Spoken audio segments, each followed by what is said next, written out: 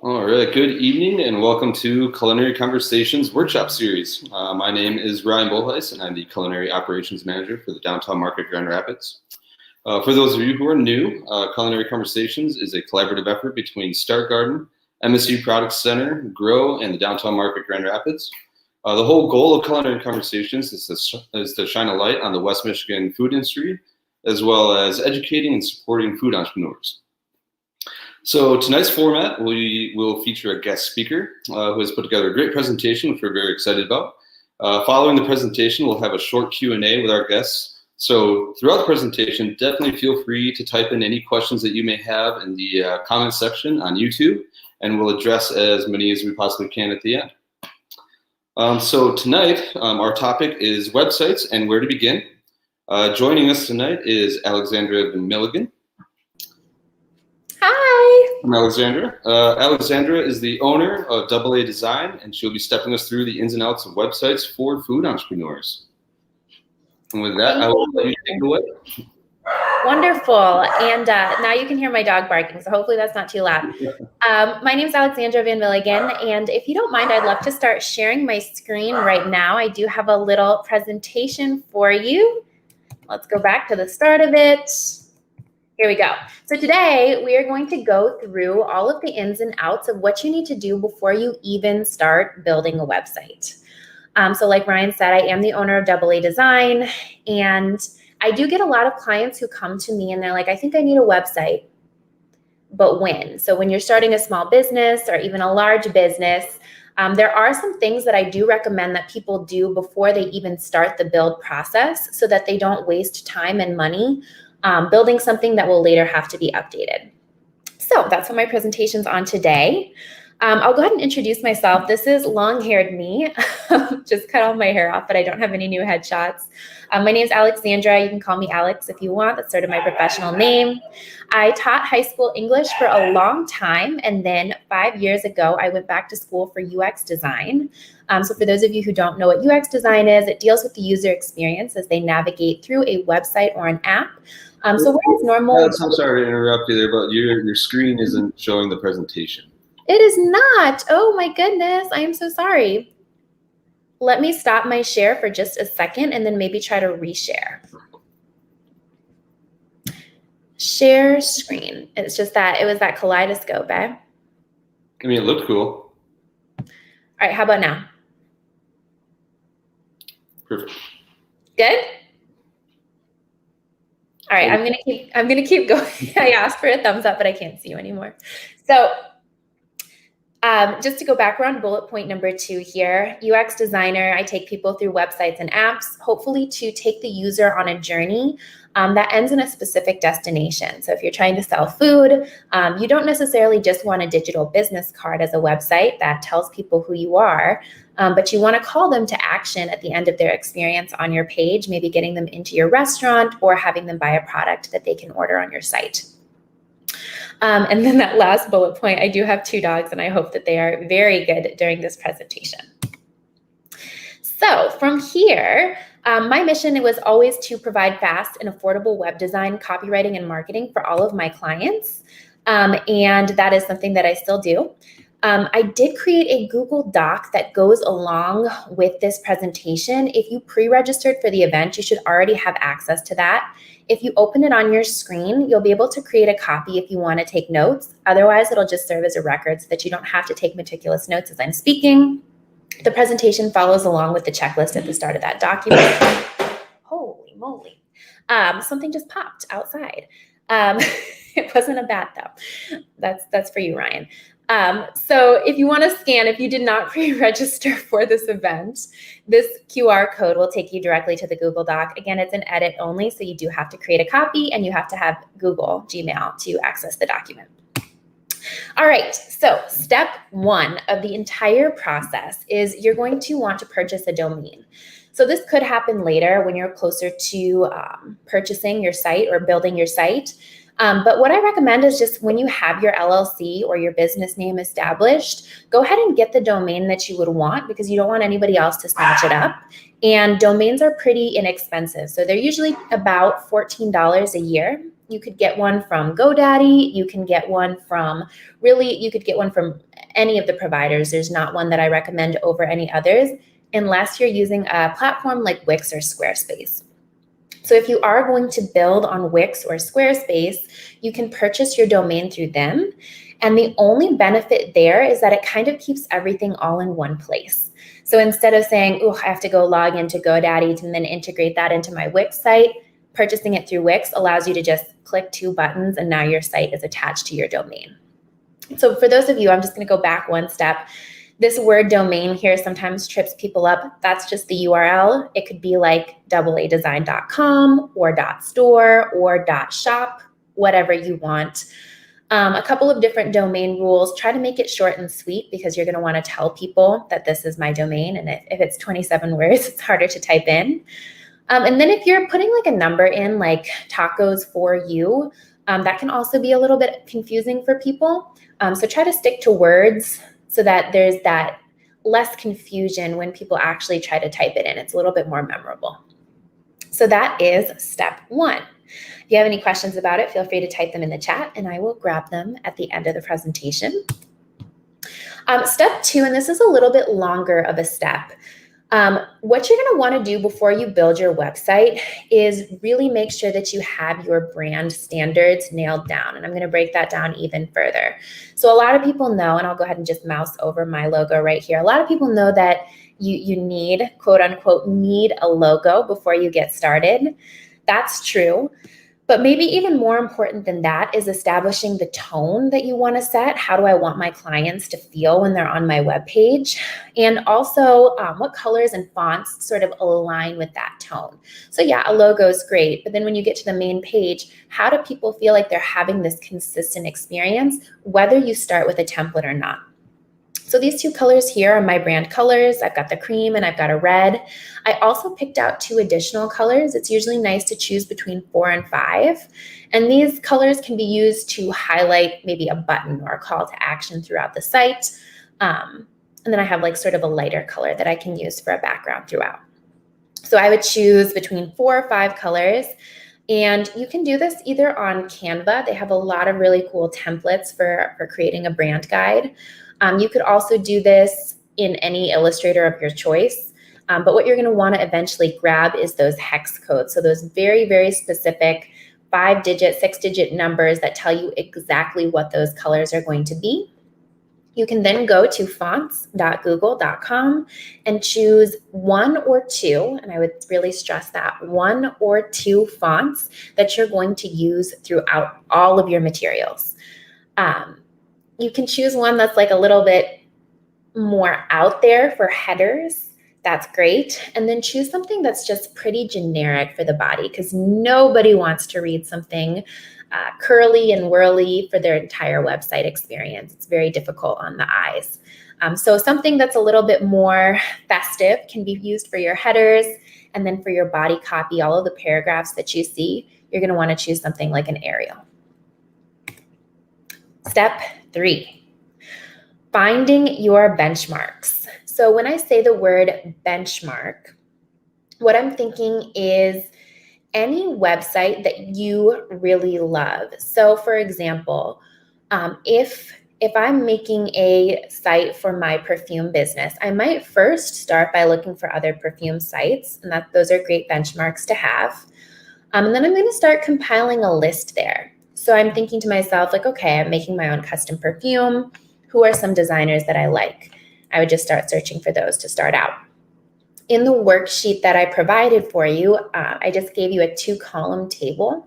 So you can provide your benchmark in the left-hand side, and I would just paste the URL or domain. And then on the right-hand side, you can list why you like it. So a lot of times people will list a bunch of benchmarks and pass them off to me. I had a lovely client who passed off to me Google.com. She wasn't building a search engine, but I was like, oh, well, I wonder what this is a benchmark for then. And she said, oh, I just love that Google is so easy to use, right? So that's what goes in the right-hand column then. That reason why you like it. I like it because it's easy to find what I need. I only had to click 2 times to put a product in my cart. When I mouse over the product, there's a quick add feature. So you're just starting to list through all of these different features that you like, and then make a list. And this is something that you can either keep for yourself as a checklist. So when you're designing your own site, you're like, okay, I got that, I got that, I got that. Or you can pass it off to your web designer. Either one of those is super, super helpful to have. Benchmarks, and this is sort of the second bullet point here, they don't have to be in your own industry as long as you really clearly justify why you're putting it down. So again, I had a client, she sells vaping liquid, and her benchmark was Google.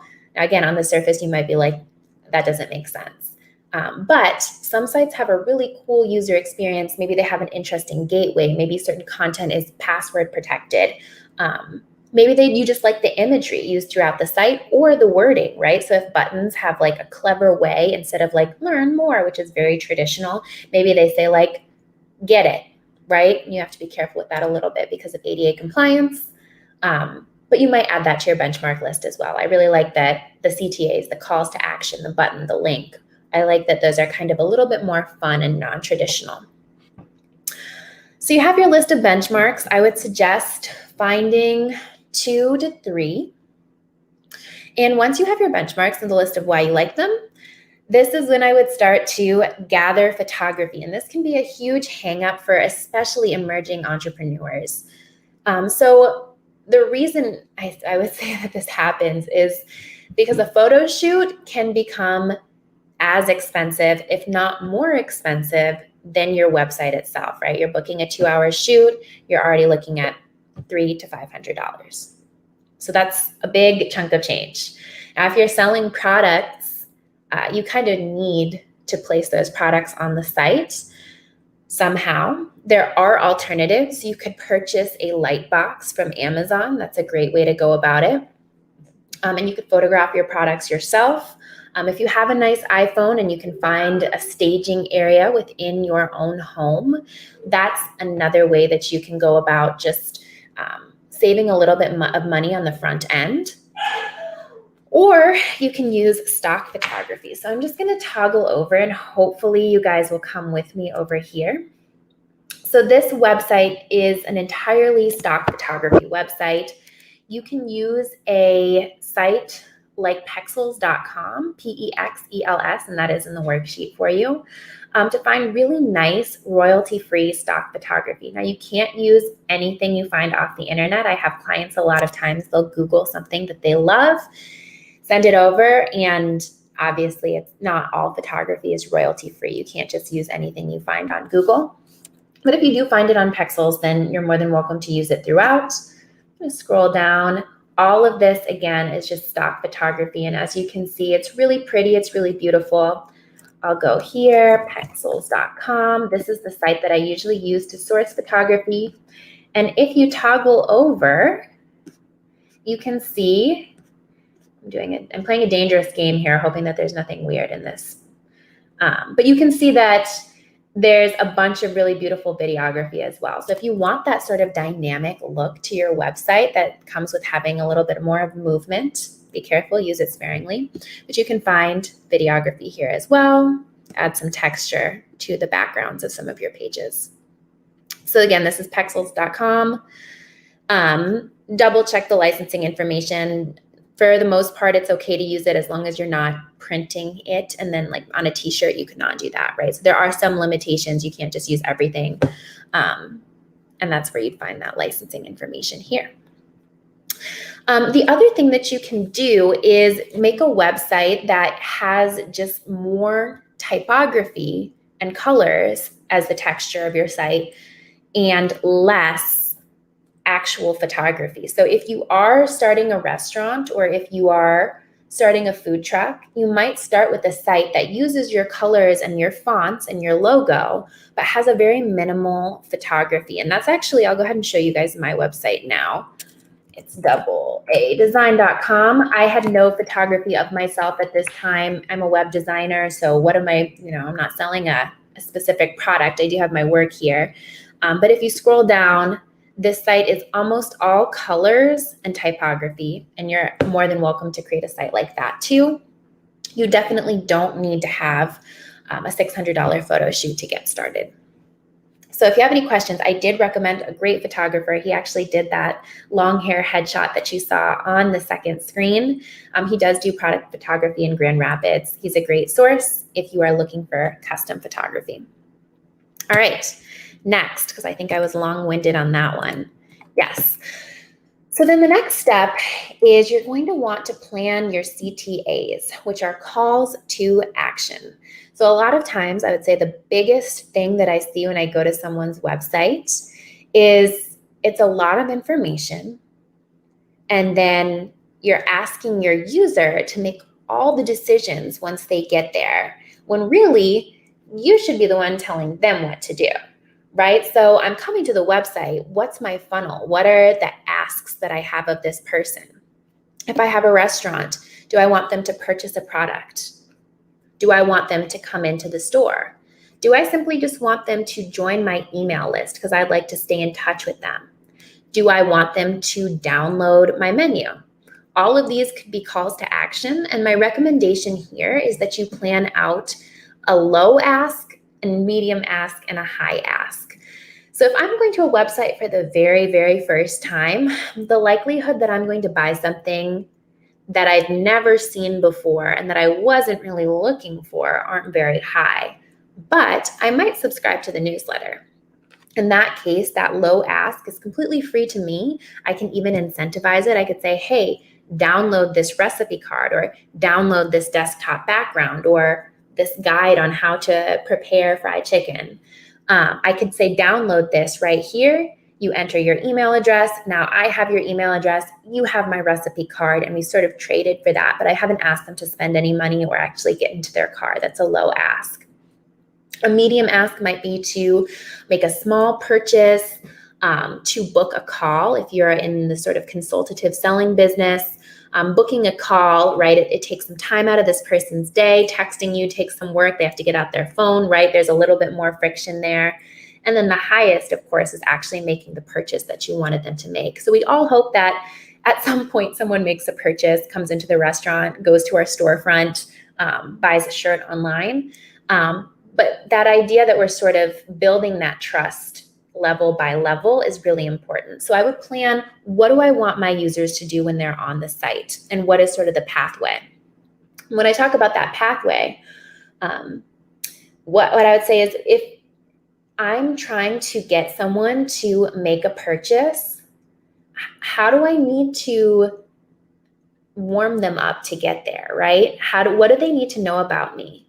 So on my landing page, right when they get to my site, well, they probably need to know a little bit about my business, right? Who am I? What's our story, right? Maybe they want to know about the product itself. Does it contain chemicals? They might want to know the price. Can I get a discount if I purchase a larger quantity? Can I subscribe for an email for 50% off, right? Maybe they want to know your shipping policy. Maybe they want to know your opening hours. What all of this information that they would need to know on the way to getting to a purchase. And that too is part of that logical pathway that takes your user from I'm landing on your page to that high level ask. So that takes me to setting up socials. Setting up socials is a nice thing to do before you even start building a website. It's nice if you can get, I would say, at least a screen's worth of content on the page. So it doesn't look like a ghost town when someone goes to your Instagram. It's like, oh, there's 2 posts. There's a lot of tools that you can use to automate posts that are actually free.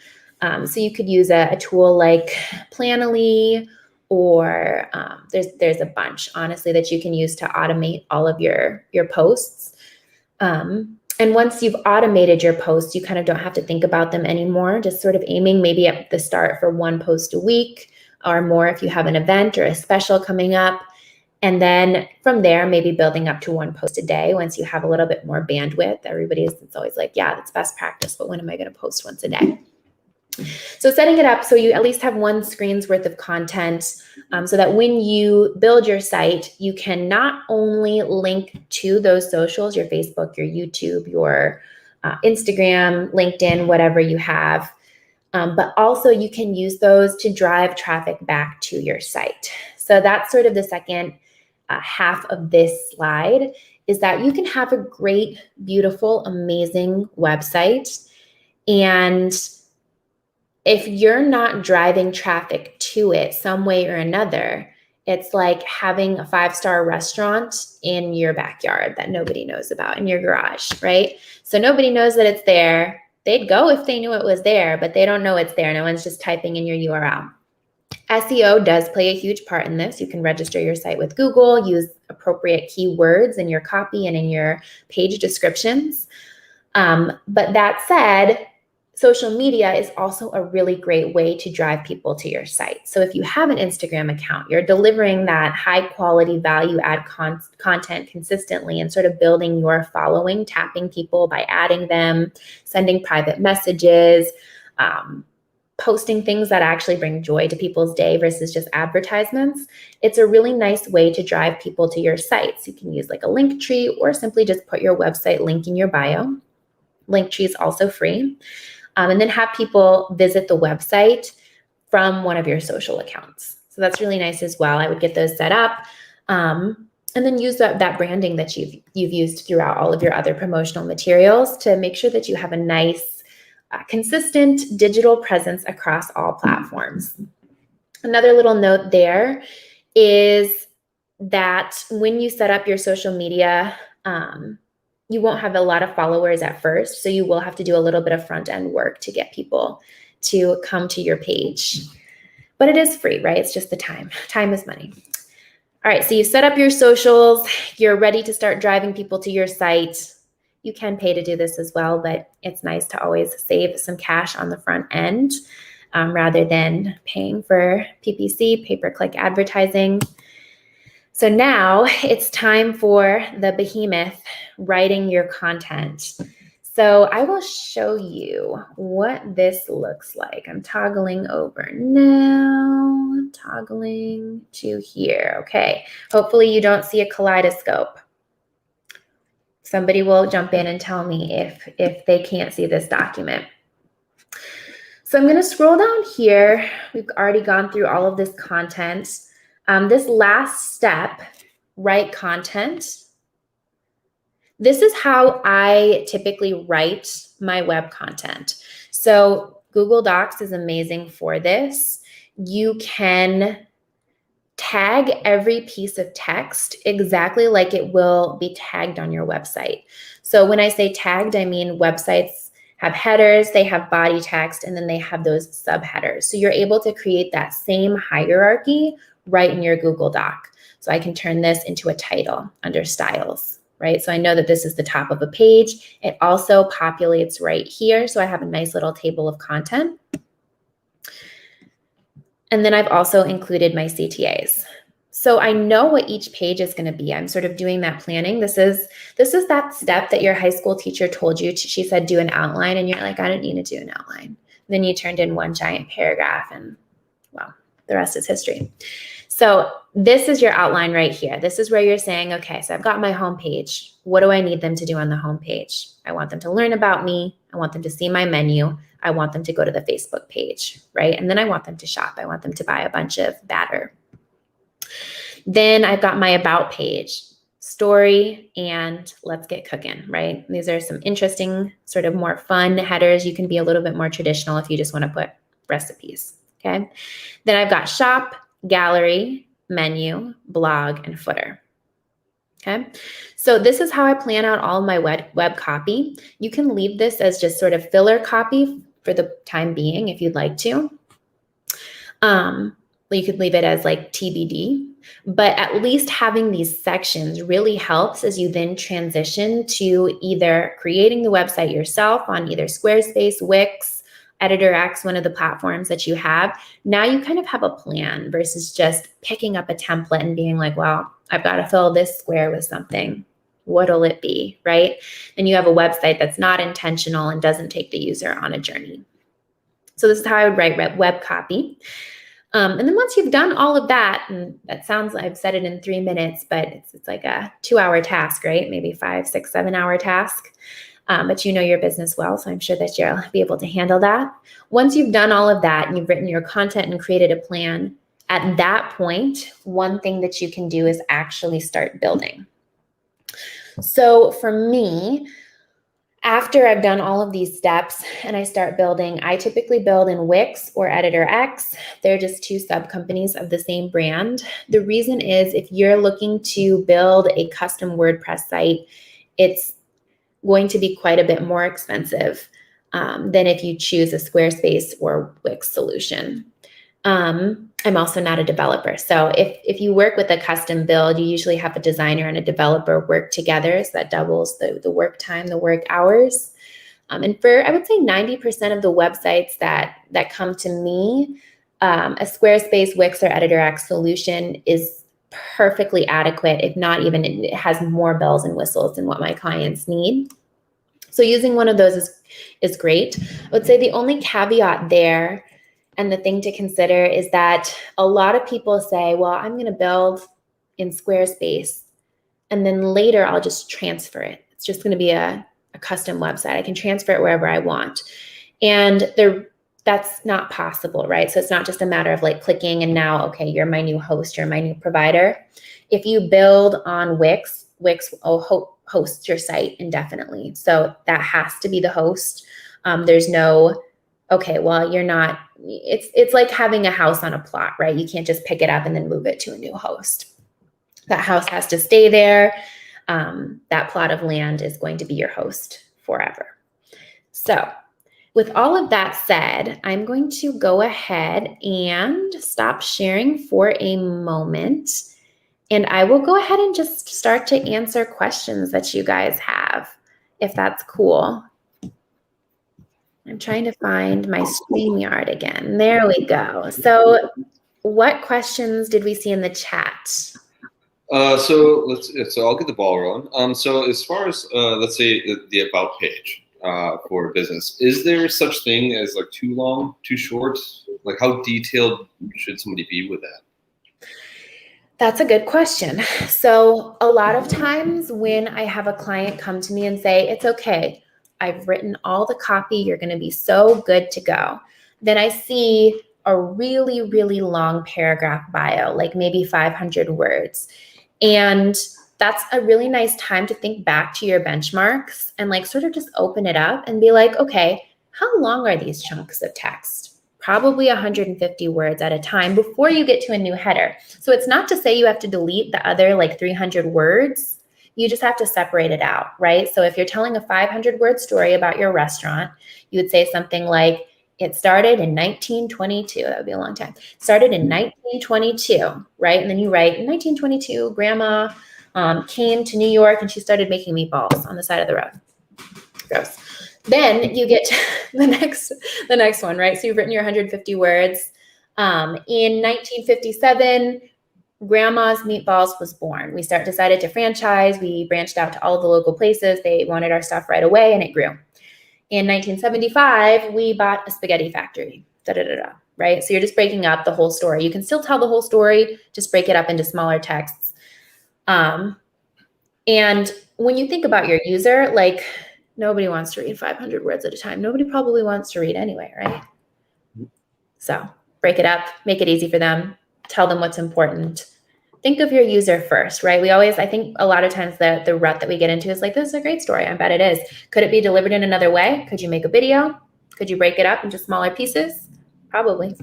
Sure. So format-wise, if it is a little bit longer of a story and you're breaking it up, is that a good opportunity to throw in like a great photo or some type of visual aspect?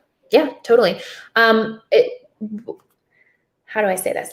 I would not break up the story with a photo, but you could put it in one of the columns. If it's one piece that's like meant to be read continually and then there's a long horizontal photo in the middle of the screen, your brain might think, oh, I'm done with that. I'm reading something new. So those 3 subheadings would be nice, but then if you want to break the page with photo on the left, photo on the right, photo on the middle, that would be nice. Sure. So a great question that came through. So if budget is a worry, which obviously for many entrepreneurs, it's a high concern, is it worth having something as simple as a landing page, or is it worthwhile, or is it better to just have nothing as, that doesn't have, online shopping capabilities and things like that? I think it is really worthwhile just to have your landing page to start. And it really depends on your business and like how you've built your business a little bit too, because some people do build their businesses just by word of mouth. And that's enough reputability for people to be like, yeah, I'm going to continue to buy from you. If you are a new business, really like the second question that a lot of people get is, cool, could I see your website? And then when you have nothing to show, it kind of like the conversation can fall flat a little bit, like, oh, we don't have one, right? It's like, oh, okay, well, that's cool. Maybe I'll stop by, right? So having just even that landing page creates a yes. Like, do you have a website? Yes, I do. It's a work in progress. It's not fully ready yet, but it does have my contact information. And if you subscribe, you'll be the first person to know when the e-commerce page is live. Sure. Let's see here. So another one that came through here. So when it does come to a landing page, how important is the verbiage versus the image? The verbiage versus the image? Sure, exactly, yeah. So how important is it to have a better story as opposed to better pictures? So the verbiage is going to be really important for SEO. So making sure that throughout your website, you're using terms that you believe people will search for when they are looking for your product. So if I am like creating a perfume website, thinking to myself, like, what do I think people will be searching for? Like even if you have a really great picture of perfume all the way down the page, and you can tag it as a, perfume bottle, that's important to do as well. But the text on the screen will make Google know that this is a perfume site, right? So that's important. I think imagery can be really, really powerful in creating tone. And I think a lot of people get really hung up by having really literal images of their product, right? So I am a fried chicken vendor. I need to have a picture of chicken all over. Chicken, chicken, chicken, chicken, chicken. But if the tone that you're looking for is like fun, family, lighthearted, casual, you could put a picture of a kid and a dog. It doesn't have to have chicken anywhere in that picture. You could put any picture that inspires that same feel when someone's on your page will suffice, right? So like, it doesn't have to be like, because you're not going to find 100 royalty-free pictures that adequately represent your product, but you can find 1,000 royalty-free pictures that give someone the feel, the vibe, that subconscious, oh, cool, I kind of vibe. I think that I'm their target customer because I also have a dog, and my dog also likes ice cream, Yeah. Gotcha. Give another question. So for companies wanting an e-commerce, is there a most affordable route that includes the calculation of shipping costs? So for e-commerce, I have been loving Printify. It really depends on what you're selling. Sure. So I had a client who she sells candles, and she really had to be very, very conscientious of how she ships her product because it melts, right? So like that was a huge thing. She still uses Wix as her platform, but she uses a separate shipping option. I know a lot of people use Shopify, so it kind of depends on if you're doing like drop shipping or if you're doing like your own product that you have a back stock of. But I really love Printify if you're doing a t-shirt design, if you want to create custom t-shirts, mugs, calendars, things like that. It's a really nice drop shipping option, so you don't have to keep stock or even do any of the shipping yourself. Sure. Okay. Well, here's a great question. So do you recommend using custom URLs like .bike or .food? Custom URLs like .bike or .food, that's fine. A lot of times those are cheaper, a lot cheaper. So like, and available, right? So like if I wanted the site, you can tell I'm getting hungry. I was going to say chicken.com. It's not available. It's not going to be out there. If you wanted it, you'd have to buy it from someone, and it would be very expensive. So changing that back end, like I did a site, superiorenergy.tech, and that .tech is becoming very popular. I don't think it's a hindrance as long as, especially the more that people are kind of used to seeing those. I think in the past it could create some confusion. And I guess that's kind of a side note. If you purchase a like .tech or a .bike or a .swim, and you have the option to also purchase the .com, and then just redirect people to the sort of main URL, that's a really good idea to sort of purchase those variants as well. And that way, if people do make a mistake and they type in doubleadesign.com, it still redirects them right to my page. Sure. So you can buy multiple domains. Perfect. Another great question. This is more kind of like the actual visual design aspect. So are there any colors you recommend that people do or do not use as a background color? Or is it really more, to kind of elaborate on that, is it more, is it about at that point or? Yeah, so I really like a lot of white in the background. I think it looks really clean, black or white. I think one thing that you sort of start to build an awareness as you start designing of like, that's interesting. I never noticed how much white space there is on most e-commerce sites. And if you go to this is why like I'm such a huge fan of like using Squarespace or a Wix, because the design of like 90% of e-commerce sites is just so simple. It's so simple because the product is what you're supposed to be looking at. So you might have a really cool homepage. And once you get to the products, it's product cards because that's what people know how to interact with. And so that white space in the background is a really nice backdrop, or black if you're going with a dark theme, or maybe like just a slightly not black. But I like white in the background for 90% of the site. Sure. White or black. Great. Well, that's actually all the questions that we have for right now. Is there any other words of advice or words of wisdom you'd like to share? No. Do you mind if I share my screen? I do have a discount for people. Of course. Okay. Let me share again. Hopefully I'll get it right this time. All right. Share entire screen. Sorry, it's going to be a kaleidoscope for a second.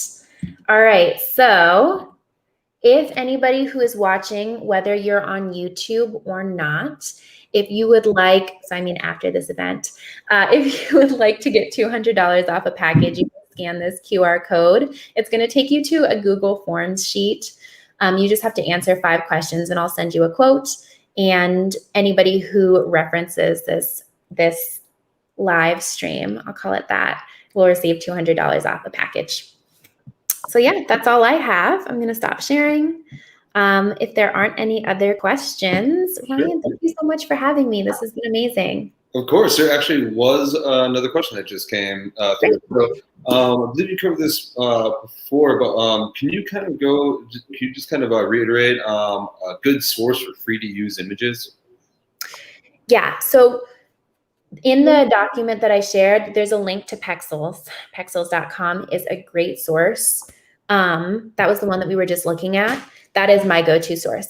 I also do have a Shutterstock subscription that I use, and that's for like if I get to a point where I'm like, I need something different than what's available. Again, my caveat is always like be careful to read the licensing information because it is royalty free, but like obviously if you're putting it on a product and then starting to sell it, then that's where complications start to arise.